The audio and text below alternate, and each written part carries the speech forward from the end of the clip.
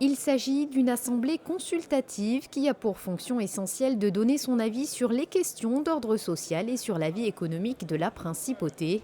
Le Conseil économique et social s'est substitué à titre provisoire en 1945 à l'ancienne chambre consultative du commerce, de l'industrie et des intérêts fonciers et professionnels étrangers.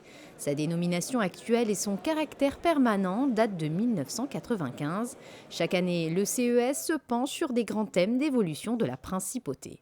Le rôle du CES, c'est tout d'abord de donner des avis au gouvernement sur des projets de loi économiques ou sociaux, et ensuite de s'autosaisir et donner des avis sur un certain nombre de sujets qui sont des sujets d'actualité et qui concernent l'ensemble des membres de notre Assemblée, qui, rappelons-le, est tripartite, une représentation patronale, une représentation salariale, et le troisième collège étant composé de sachants et de personnes de la société civile.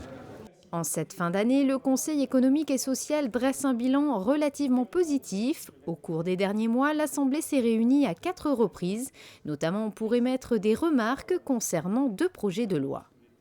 L'un sur la réglementation du repos hebdomadaire, l'autre sur le télétravail.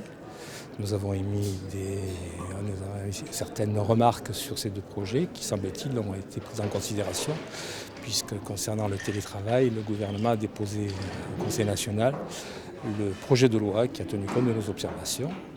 Et ensuite, en session ordinaire à 2 reprises, nous avons travaillé sur 11 projets de loi, 11 projets de vœux sur l'exercice. C'est un travail assez conséquent pour une assemblée composée de membres de la société civile, mais tous bénévoles.